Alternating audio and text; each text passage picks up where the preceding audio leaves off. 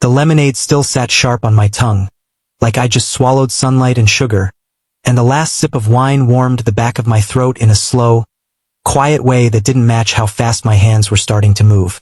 Val's phone buzzed on the counter, rattling against the wood like a nervous insect. Screen lit up. Mara, next door. Val didn't pick it up. She didn't even blink at first. She just stared at it like it was a smoke alarm that hadn't decided whether to scream yet. Then the little chime from the doorbell camera pinged again. Motion at the front porch. I turned my head toward the hallway like my body was already trying to leave without asking me. Val's voice came out low. Don't. The phone buzzed again. Mara again. Like she was holding the button down on the other side of the world. I swallowed and tasted lemon again, only now it felt wrong in my mouth. Too bright for what was happening. A week ago, this house was just a cash job. Dylan sent me the address and a thumbs up emoji. Like it was nothing. Fence needs paint. Easy. She pays. She's cool. I expected somebody's aunt with a cigarette and a folding chair. Instead I got Val, standing on her back steps barefoot, hair clipped up, looking at the fence like it had personally offended her. Calm. Put together. The kind of quiet that makes you lower your own voice without thinking. Day 1. She left a cold water bottle on the front steps without saying a word. Day 2. She set a glass pitcher of lemonade on the kitchen counter and went back to whatever she was doing. Like it wasn't a big deal. Like she didn't notice me pausing longer than I should. And tonight, blue dusk, her living room, the fan turning slow overhead, we'd kissed. Not rushed, not messy, just real. Like something two lonely people do when they finally stop pretending they're fine. Now the doorbell camera chimed again, and the phone buzzed again, and Val's whole body was locked in place. She glanced at me, and her eyes had that look people get right before they decide whether to lie or tell the truth. She checks on me, Val whispered. When she thinks I'm disappearing. Another buzz. Mara didn't stop. Outside, my truck was sitting right there at the curb. Big white box on wheels, tool bag in the bed. My name on the side in cheap vinyl letters that were starting to peel at the edges. Might as well have been a sign. Val stepped closer to the phone but still didn't touch it. She listened, like she could hear Mara breathing through the glass. The doorbell camera chimed a 4th time. Back hall, Val said, quick now. Please. I should have moved. I should have done what she asked. Slip down the hallway, tuck myself out of sight, let her handle her life. But my feet didn't go that direction. I took one step toward the window by the sink. The one that faced the front porch at an angle, half blocked by a hanging plant and the edge of a curtain. Val caught my wrist, not hard, just enough to feel her fingers. Eli, that was my name in her mouth, and it made the whole thing feel even more dangerous. Not because it was wrong, because it was real. I just want to see, I said. The streetlight outside threw a pale stripe across the floor. I leaned in, careful, and pulled the curtain back with 2 fingers. Mara stood on the porch with a tote bag on her shoulder and a drink carrier in her hand like she'd brought peace offerings. She had that kind of posture that said she was used to being welcomed in. Not entitled exactly, just familiar. She angled her face toward the camera, then toward the door like she knew exactly where it was. Of course she did. Mara raised her hand, knocked once, then looked down at her phone and did something that had to be calling again. Like she wanted it to ring inside the house at the same time as her presence outside. Val's phone buzzed right on cue. Val exhaled through her nose, and it sounded like she was trying not to make any sound at all. I can go, I said, already looking past Mara to my truck, thinking about how loud my keys would be, how bright the headlights would look through her front windows. Val's eyes flicked to the hallway again. Not like that. What do you want me to do? She opened her mouth, closed it, then finally reached for her phone. Her hand shook just a little. It was the first time I'd seen her not fully in control. Before she could hit decline or answer, the doorbell camera chimed again, and Mara's voice came through the little speaker in the corner. Tinny but clear. Val? Hey, it's me. I saw a truck out front and I just... Mara paused like she was choosing the nicest version of her own thought. I brought you coffee. Can you open up? Val stared at the phone like it was a choice between two different versions of herself. She didn't answer Mara. Not yet. She looked at me, and in that second I understood something I hadn't let myself think before. This wasn't about getting caught. This was about whether Val had room in her life for anyone to know she wasn't alone tonight. And my truck was out there, loud and obvious, while Mara waited with coffee and a smile that could turn sharp the moment Val opened the door and didn't have a clean explanation. Val lifted the phone to her ear, pressed accept, and as it started to ring on her end, she mouthed, "Stay quiet," while her other hand reached for the lock on the back door like she was about to move me, and I caught the tiniest movement at the front window curtain. Mara shifting her weight, leaning closer, like she'd heard something inside and decided she wasn't leaving until she knew what it was. Val put the phone to her ear like she was bracing for a cold plunge. "Hey," she said, light and normal. Too normal. Mara's voice came through the speaker, loud enough that I could hear pieces of it even from where I stood. "Val, I'm right outside. I brought coffee. I've been texting you." Val didn't look at me while she talked. Her eyes stayed on the kitchen table, on the little ring of moisture under my glass, on anything that wasn't me. "I'm fine," she said. "I was in the shower. Phone was in the other room." There was a pause. Mara didn't buy it right away. I could tell by the way her silhouette shifted on the porch, like she was leaning, listening. "I saw the truck," Mara said. "Are you having work done? This late?" Val's throat moved as she swallowed. "Yes, the fence. It's taken longer than it should." That was a clean lie because it wasn't even fully a lie.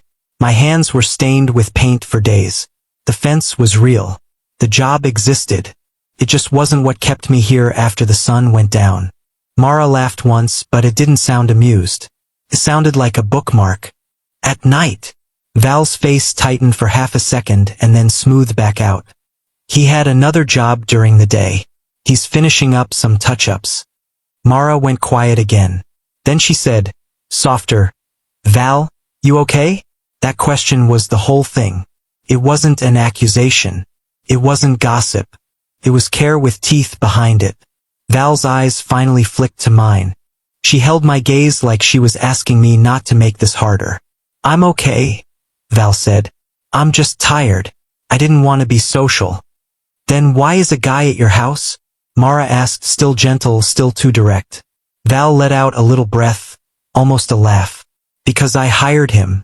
"Mara, please, don't make this weird." Another pause. Mara's shadow moved, and I pictured her glancing at the windows, at the truck again, at the doorbell camera like it was a second set of eyes. "Okay," Mara said finally.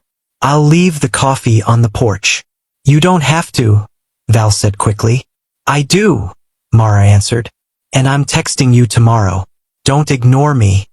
Val smiled without showing teeth. "I won't." Mara hung up. The porch camera picked up her footsteps as she set the carrier down and adjusted the tote on her shoulder. She stood there one more second like she was deciding whether to knock again. Then she turned and walked down the steps. Val didn't move until Mara's figure disappeared behind the tall shrubs near the sidewalk. When she finally exhaled, it was like the air had been trapped in her ribs the whole time. "That was," I started. "Normal," Val cut in, but her voice was thinner than normal. "She's normal." I nodded even though my mind was still racing through what-ifs.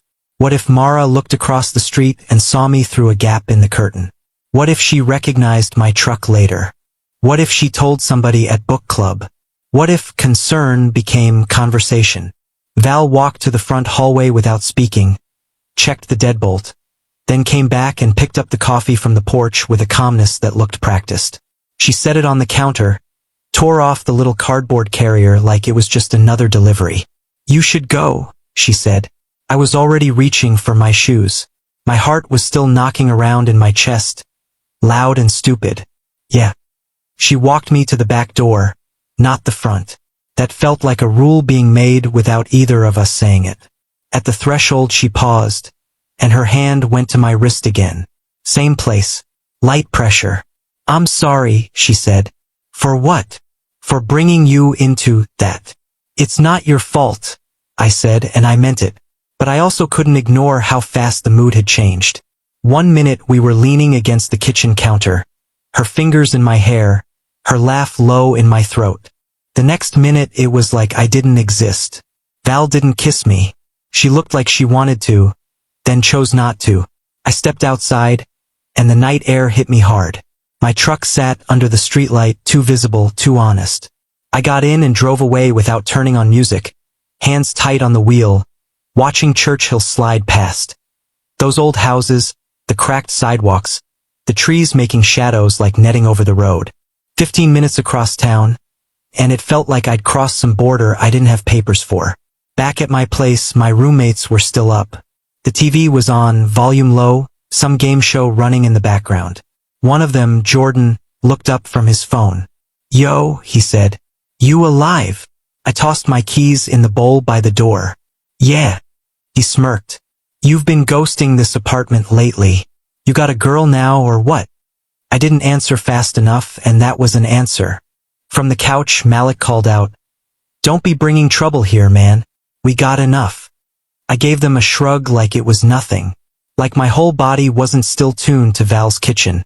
Her phone buzzing, Mara on the porch. I went to my room, shut the door, sat on the edge of the bed, and stared at the wall until my breathing slowed down. My phone buzzed once. A text from Val. "Thank you. I'm sorry again. Lemonade in the fridge. Take the coffee next time." Like nothing happened. Like she was pressing the ordinary button on purpose, trying to flatten the whole night into a simple shape. I stared at the message, then typed back before I could overthink it. "You don't have to apologize. I'm glad you're okay." I hovered, then added, "Do you want me to stay away for a bit?" The bubbles appeared, disappeared, appeared again.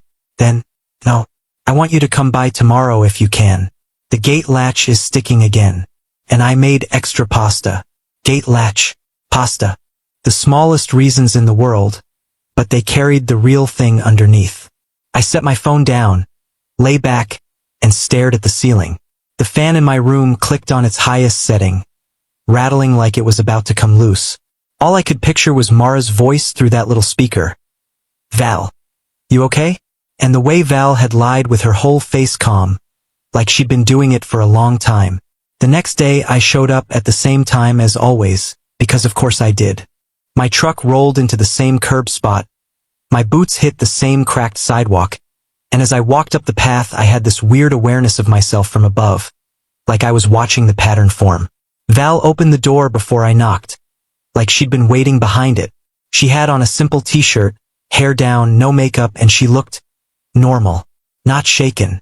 Not guilty. Just Val. "Hey," she said, and her voice was warm enough to pull me in. "Hey," I said back, but my eyes drifted to the neighbor's house without me meaning to. Val noticed. She followed my gaze and gave a small shake of her head. "She's at work." I stepped inside anyway, and the house swallowed the outside noise like it always did. Quiet, clean, curated. Val turned toward the kitchen, already reaching for the lemonade pitcher like that was the routine. "You don't have to do all that," I said. "I want to," she replied. And then, like she was smoothing a wrinkle in fabric, she added, "Let's just keep it simple." I nodded, but simple didn't feel simple anymore. Because now I knew. Somebody next door watched. Somebody cared. Somebody asked questions. And back at my place, people were starting to notice my disappearances too. I fixed the latch like it was the most important thing in the world. Screws squeaking as I tightened them, my mind doing math I didn't want to do. How many nights had I been here this week? How many times my truck had been on this street? How long before fence job stopped being believable? When I finished, Val stood in the doorway holding a plate of pasta like she'd promised. She leaned her shoulder against the frame, casual, but her eyes were measuring me. "You're quiet," she said. "I'm thinking," I admitted. "About what?" I wiped my hands on my jeans, took the plate, set it on the counter without eating. About last night. About how fast it went from good to weird. Val's expression didn't change much, but her fingers tightened around the edge of her own mug. "Mara worries," she said. "That's all." It didn't feel like, "That's all." Val looked past me toward the hallway, like she could still hear the doorbell chime echoing in the walls. It was one moment. Moments stack, I said before I could stop myself. She looked at me then, really looked, and I could see the line she was trying to walk. Keep dignity, keep control, keep the peace. What do you want, Eli? She asked quietly. I didn't have a clean answer. I just knew I didn't want to be a secret shoved into a back hallway again. And I didn't want to be the reason she lost whatever fragile balance she'd built with her neighbor, her friends, her life. So I said the only thing I could think of that felt practical instead of needy. I want a rule, I said. No more drop-ins.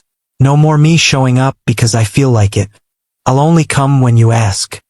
Val blinked once, slow, like she was surprised by how reasonable it sounded and how much it still hit her.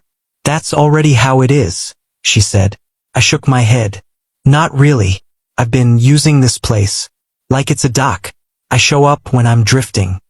Val's mouth tightened, but not in anger. More like she'd been carrying the same thought and didn't want to name it. I took a breath. If you want me here, you text me. If you don't, you don't.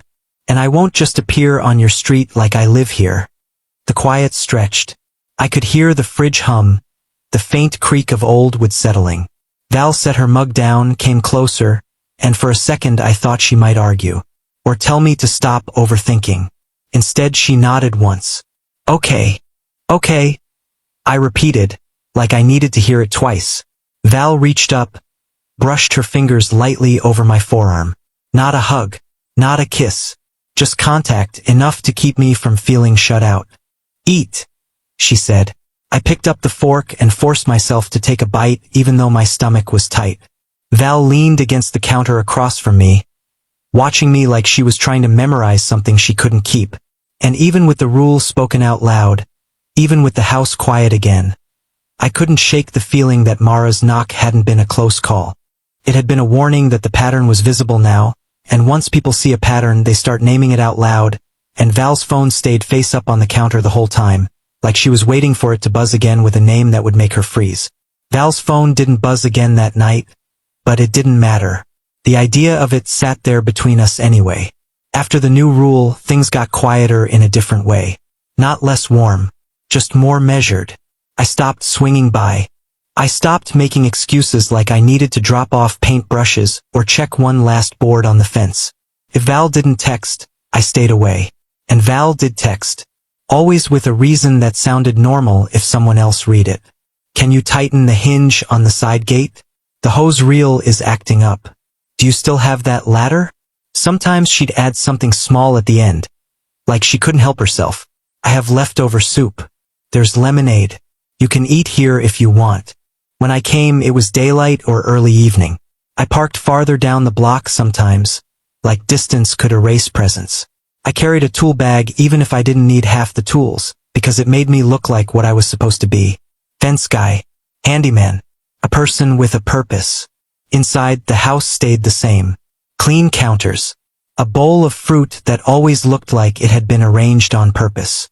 Music low in the background, old soul, soft guitar, sometimes nothing at all. We fell into a rhythm that felt like it had always existed. I'd fix something small. A latch. A loose cabinet handle.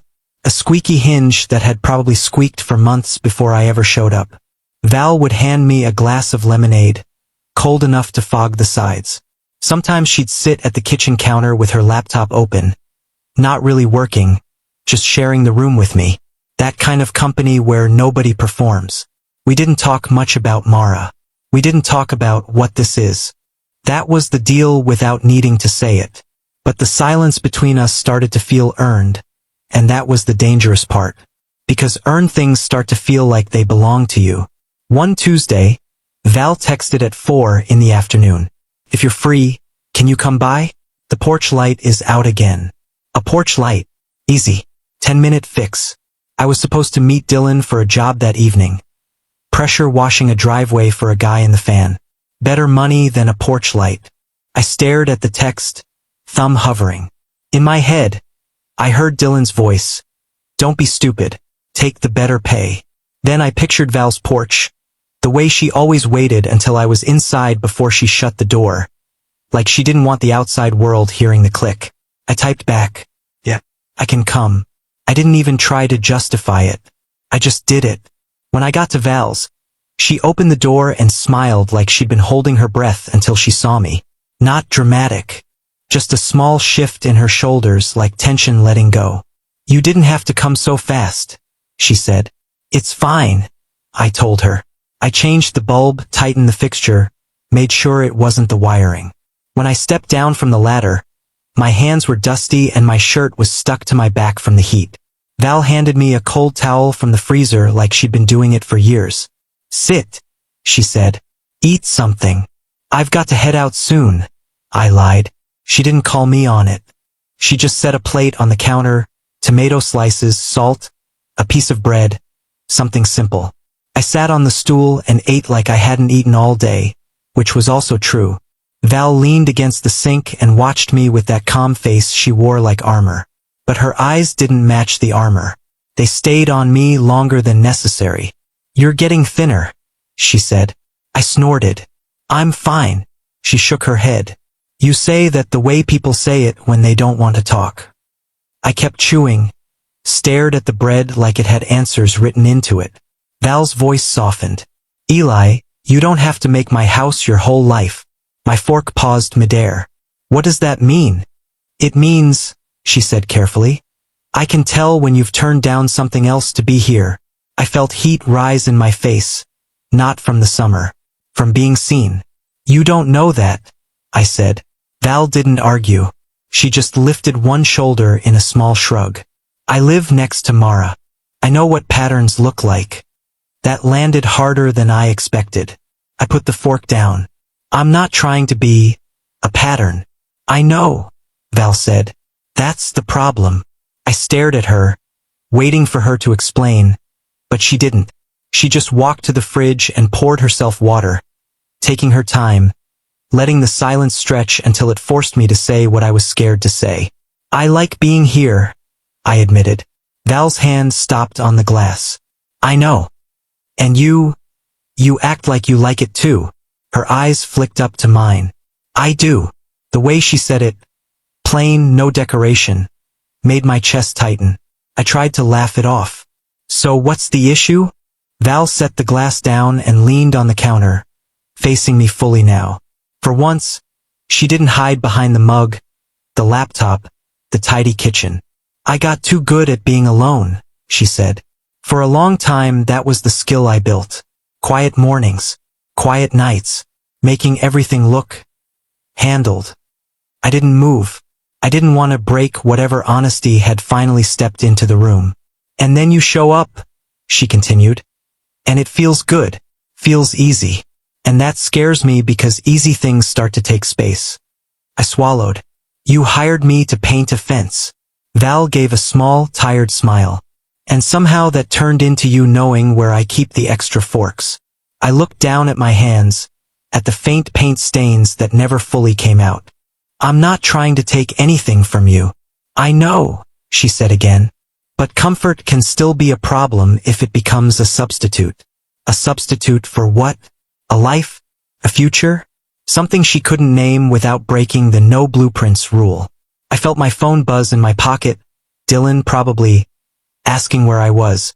I didn't check it. I looked at Val instead. "So what do we do?" Val's eyes stayed steady. "We keep it where it can survive." That should have comforted me, but it didn't. It sounded like a ceiling. I took a breath, forced myself to think of something concrete, something I could control. The way I always did when I was scared. Fix a latch, tighten a screw, make the world behave.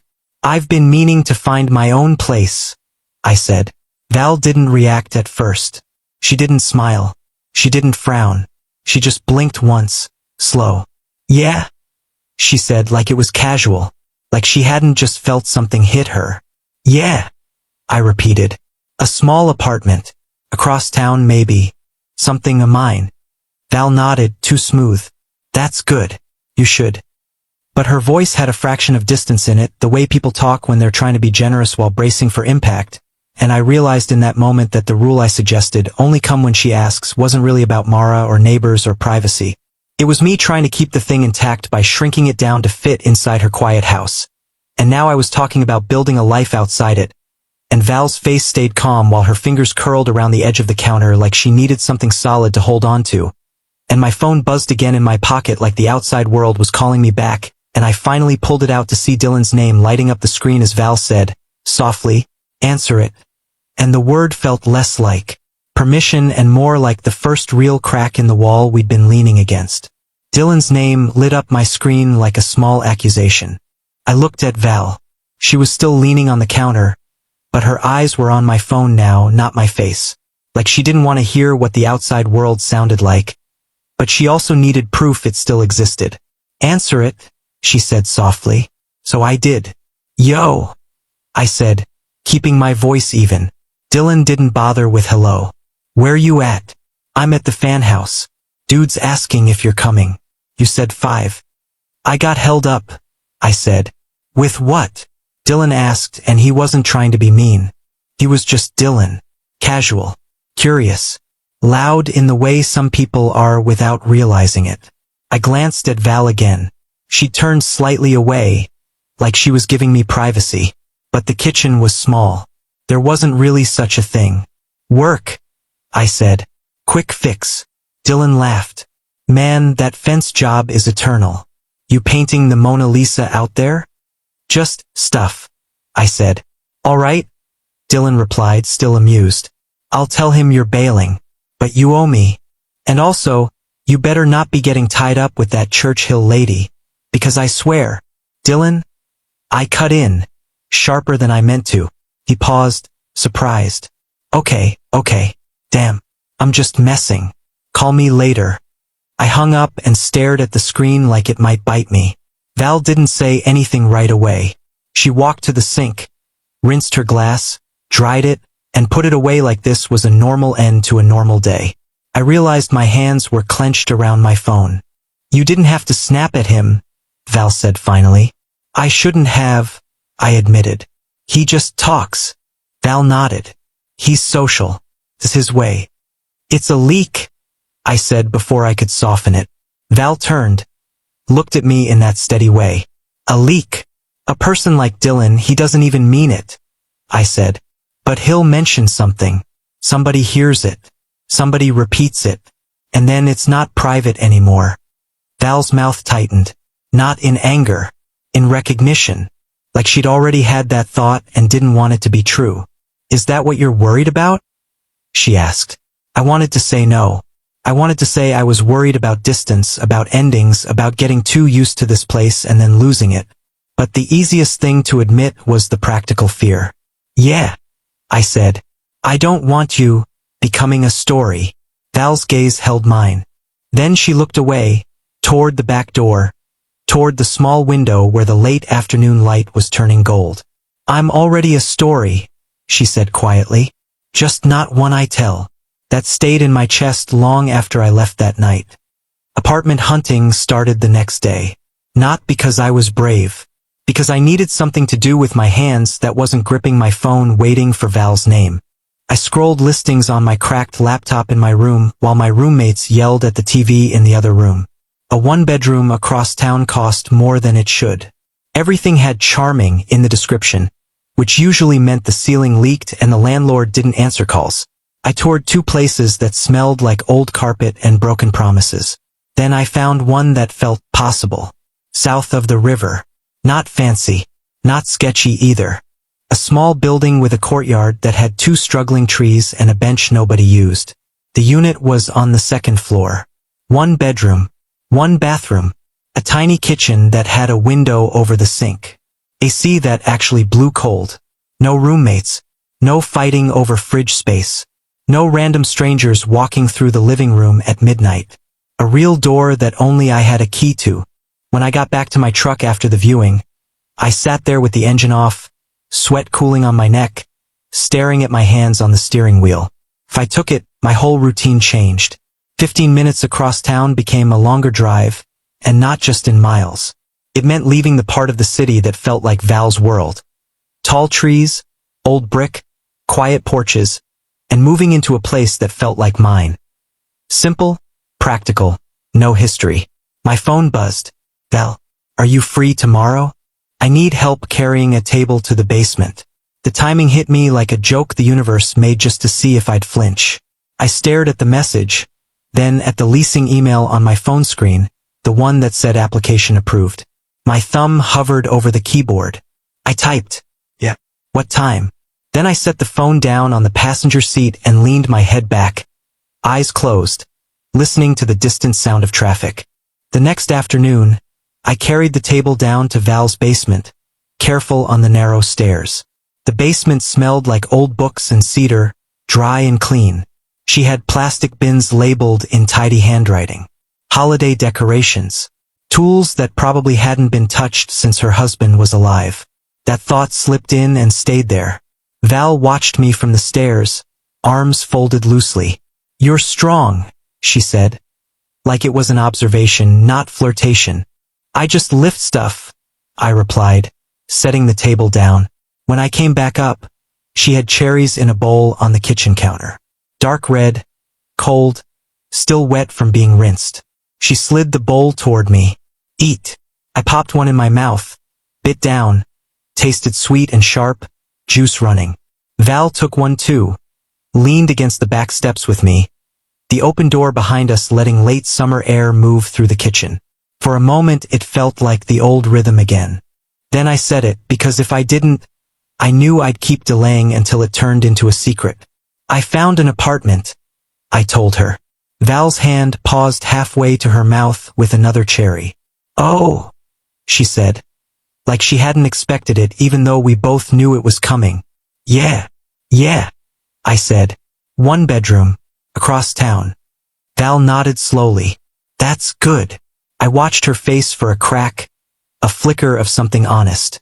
But she kept it smooth, dignified, the way she always did. "You deserve your own space," she said. The words were right, generous, supportive, but they landed like a line drawn in pencil between us. I tried to smile. "It's not a big deal. It's just a place." Val looked down into the cherry bowl, turned it slightly like she was rearranging the fruit. "When do you move?" "Next week," I said. She nodded again. "I'm proud of you." I didn't know what to do with that. Proud sounded like a parent or a teacher, not like a woman who'd kissed me in her living room and let me eat pasta at her counter like I belonged there. I was